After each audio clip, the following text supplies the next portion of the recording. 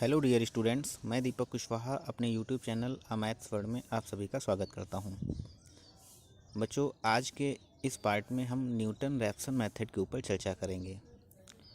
अब से पहले हमने इस चैप्टर के आपको दो मेथड्स बताए हुए हैं, दो विधियों के बारे में बताया हुआ है। पहले हमने आपको बताई है बाइसेक्शन मेथड और दूसरा हमने आपको बताया रेगुलर फाल्से मेथड। आज हम एक और बहुत ही महत्वपूर्ण मेथड यानी कि न्यूटन रैप्सन मेथड के बारे में आपको बताने वाले हैं। तो सभी बच्चे बिल्कुल वीडियो के लास्ट तक बने रहेंगे। आपके एग्ज़ाम के व्यू से भी ये मेथड जो है बहुत ही इम्पोर्टेंट है, बहुत ही महत्वपूर्ण है। तो आइए बच्चों शुरू करते हैं। बच्चों, अगर आप इस चैनल पर नए हैं और अभी तक चैनल को सब्सक्राइब नहीं किया है तो उस चैनल को सब्सक्राइब कर लें और साथ में बेल आइकन को भी प्रेस कर लें। यहाँ पर क्लासेस का जो सिलसिला है वो थमता नहीं है, बिल्कुल लगातार क्लासेस जो आपको हैं मिलती रहती हैं। बच्चों, एक पेन और एक कॉपी लेके बैठिए। तो बच्चों, ये जो न्यूटन रैप्सन मेथड है, ये समीकरणों के सन्निकट मान को ज्ञात करने की एक बहुत ही सरल विधि है। जो पिछली हमने आपको दो विधियां बताई हुई हैं, उनके अपेक्षा इस मेथड से, इस विधि से जब हम किसी इक्वेशन के रूट फाइंड करते हैं तो उनकी जो वैल्यू हमें मिलती है वो बिल्कुल एक्यूरेट मिलती है उन दोनों मेथड्स की अपेक्षा। तो सभी बच्चे बिल्कुल वीडियो के लास्ट तक बने रहेंगे, आप छोड़ के नहीं भागेंगे। ये गारंटी है कि हम आपके दिमाग में बिल्कुल सेट कर देंगे इस न्यूटन रैप्सन मेथड को। तो अगर हम बात करें वर्किंग रूल की कि हम कैसे सॉल्व करते हैं किसी भी इक्वेशन को न्यूटन रैप्सन मेथड से, क्या तरीका होता है, तो बात करते हैं वर्किंग रूल की कि आखिर वर्किंग रूल क्या है। तो सबसे पहले हमने लिखा हुआ है स्टेप 1 में कि माना कि f(x) बराबर 0 एक समीकरण है, यानी कि जो इक्वेशन हमें दी रही होगी उस इक्वेशन को हम f(x) मान लेंगे। फिर उस इक्वेशन में a और b हमें इस तरीके से मानना है कि हम a और b यानी कि पहले अगर a की वैल्यू फंक्शन में रखें तो हमें फंक्शन की वैल्यू नेगेटिव मिले और दोबारा फिर उसी के नज़दीक कोई ऐसी वैल्यू रखें कि हमें उसी फंक्शन की वैल्यू जो है हमें पॉजिटिव मिले। तो यही हमने इसमें लिखा हुआ है पॉइंट नंबर 2 में कि अब a और b इस प्रकार माने कि fa और fb जो है वो लेस देन 0 आना चाहिए, जैसा कि मैंने पहले बताया हुआ है। इस तरीके को समझने के लिए, बेहतर तरीके से समझने के लिए आप पुरानी दोनों विधियों को ज़रूर देखें। उनका जो लिंक है वो डिस्क्रिप्शन में है, तभी आपको ये समझ में आएगा कि हमें a और b किस तरीके से मानना रहता है। बच्चों, जब हमें a और b की वैल्यू मिल जाएगी तो a और b की वैल्यू ज्ञात करने के बाद में हम x0 की वैल्यू निकालेंगे, x0 की वैल्यू निकालेंगे। x0 कैसे निकालेंगे? दोनों जो इंटरवल हैं, दोनों जो वैल्यू हैं a और b की, उनको ऐड करके हम 2 से डिवाइड करेंगे। दोनों वैल्यूज़ को ऐड करके 2 से हमें डिवाइड करना रहेगा। इस फार्मूले का यूज करेंगे, x0 बराबर a + b/2। ठीक है बच्चों। इसके बाद बच्चों हम मेन फार्मूला जो हमें यूज करना है वो आपको स्क्रीन पे दिखाई दे रहा है कि हमें कौन से मेन फार्मूले यूज करना है जिससे हमें इक्वेशन के सन्निकट मान जो है हमें मिलेंगे। तो हमें फार्मूला यूज करना है xn+1 बराबर में xn - fxn बटे f'(xn)।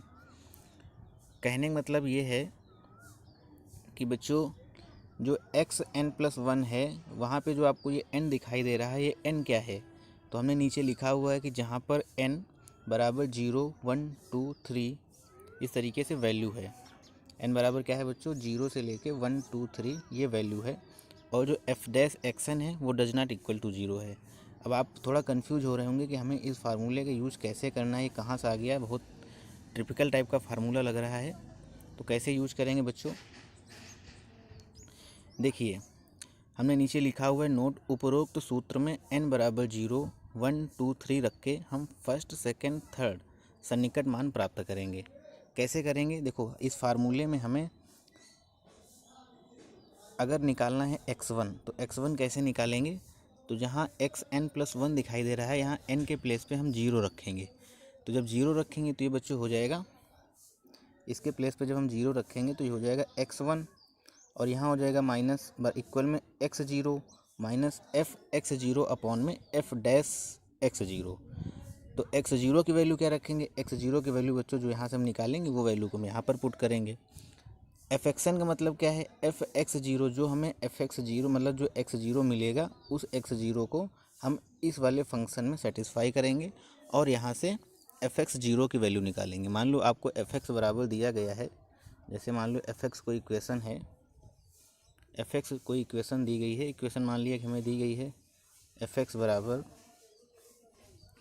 X cube minus 3x, ऐसे करके इक्वेशन दी गई है। इसके हमें रूट फाइंड करने हैं, तो कैसे करेंगे इसके लिए, अब आप जब एक्स जीरो की वैल्यू निकाल लेंगे तो इसको यहाँ पे आप सेटिस्फाई कर देंगे, एफ एक्स जीरो रखेंगे और जहाँ पर एक्स है, मान लो एक्स जीरो की वैल्यू आई है 3, एक्स जीरो की वैल्यू क्या आई है 3 आई है।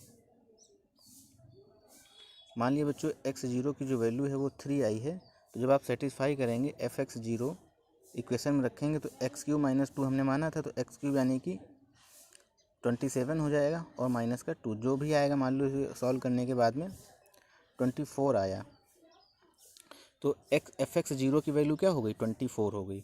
तो वही एफ एक्स जीरो की वैल्यू जो है हमें यहाँ पे रखनी रहेगी। और एफ डैश एक्सन क्या रखेंगे, एफ डैश एक्सन का मतलब हमें जो एफ एक्स जीरो मिला हुआ है, जो इक्वेशन मिली हुई है उसका हमें एक बार डिफ्रेंसिएशन करना है। एक बार क्या करना है बच्चों, डिफ्रेंसिएशन, एक्स जीरो बराबर एक्स वन बराबर x zero minus F x zero upon F dash x zero. इसी तरीके से हम वैल्यू सारी फाइंड करते चले जाएंगे और इस प्रोसेस को हम तब तक रिपीट करेंगे जब तक हमें आवश्यक परिणाम प्राप्त नहीं हो जाता है। तो बच्चों आशा करते हैं आपको ये समझ में आया होगा। अभी इसके ऊपर बेस्ड क्वेश्चन हम आपको कराएंगे नेक्स्ट वीडियो में। इस पूरे प्रोसेस को आप अपनी कॉपी में सही से नोट कीजिए और इसके बाद फिर एक बार रीड कीजिए, और जब हम आपको क्वेश्चन कराएंगे तो आपको बिल्कुल ही बेहतर तरीके से समझ में आएगा। बच्चों आपको हम बता दें कि आपके एग्ज़ाम में कैलकुलेटर ले जाना अलाउ रहता है, होता है उसको आप अपने एग्ज़ाम में ले जा सकते हैं, क्योंकि इस तरीके के जो इसके जो प्रश्न होते हैं उसमें हमें स्क्वायर करना, क्यूब करना, तो वो मतलब अगर आप कैलकुलेटर अलाउ रहता है एग्ज़ाम में तो आप बिल्कुल ही कैलकुलेटर ले जा सकते हैं। इसलिए आप ये ना सोचें कि इसमें कैलकुलेशन ज़्यादा होता है इसलिए हम इस टाइप के प्रश्नों को छोड़ देंगे। सबसे बेहद आसान प्रश्न होते हैं क्योंकि आपको कैलकुलेटर का सहारा मिल जाता है और ये जो क्वेश्चन है बिल्कुल चुटकियों में सॉल्व हो जाते हैं। बस आपको थोड़ा प्रैक्टिस की ज़रूरत होती है। बस आपको अपने दिमाग में ये बना के रखना रहता है कि भाई किस मेथड में हमें कौन से फार्मूले का यूज करना है। तो अभी तक हमने आपको 3 मेथड बताए हुए हैं, 2 पहले बताए हुए थे और एक आज बताया हुआ है। इन तीनों मेथड्स के ऊपर आप अच्छे से प्रैक्टिस करें और इसके ऊपर एक क्वेश्चन हम आपको नेक्स्ट वीडियो में बताएंगे, तो पूरी तरीके से आपको ये बिल्कुल समझ में आएगा। अगर आप यहाँ पे थोड़ा सा कंफ्यूज हो रहे हैं कि हमें यहाँ पे वैल्यू कैसे पुट करनी है, हम आपको एक बार फिर से बता दे रहे हैं। तो सबसे पहले जब आप एक्स जीरो की वैल्यू फाइंड कर लेते हैं तो आप यहाँ पे रखेंगे तो हमें एक्स वन की वैल्यू मिल जाएगी। जब n के प्लेस पे जीरो रखेंगे सबसे पहले तो हमें एक्स वन की वैल्यू मिल जाएगी। इसी तरीके से n बराबर 1 रखेंगे तो एक्स टू की वैल्यू मिल जाएगी, n बराबर 3 रखेंगे तो हमें एक्स थ्री की वैल्यू मिल जाएगी। इस तरीके से हमें वैल्यू जो है मिलती चली जाती हैं। फिर जब 2 वैल्यू बिल्कुल, इसमें आपसे क्वेश्चन में ये नहीं कहा जाता कि दशमलव के 3 स्थान तक 4 स्थान तक, इसमें कहा जाता है कि बस आप इस न्यूटन रेफसन मेथड की यूज करके समीकरण का वास्तविक मूल्य ज्ञात कीजिए। तो हम जब x2 निकाल लेते हैं, x3 निकाल लेते हैं, तो एक टाइम ऐसा आता है कि जैसे मान लो x2 आपका 2.66 आया और x3 हमने निकाला तो वो आया 2.678, दशमलव के बाद 1-2 डिजिट बढ़ गए। फिर हमने सॉल्व किया तो x4 जब हमने निकाला तो मान लो 2.68 करके आ गया। तो हम फिर एक बीच की वैल्यू एक्यूरेट मान लेते हैं कि 2.6 जो है वो आंसर है। एक ही रूट उसमें पूछा जाता है तो बस वही आंसर हो जाता है। तो इस तरीके के क्वेश्चन की प्रक्रिया जो है बेहद आसान रहती है। हम आपको नेक्स्ट वीडियो में इसके बारे में बताएंगे कि हम क्वेश्चन सॉल्व कैसे करते हैं। बच्चों अगर आपको ये मेथड समझ में आया तो वीडियो को लाइक कर लें और चैनल को सब्सक्राइब भी कर लें और कमेंट करके हमें बताएं कि आपको ये वीडियो कैसा लगा। बहुत बहुत धन्यवाद बच्चों।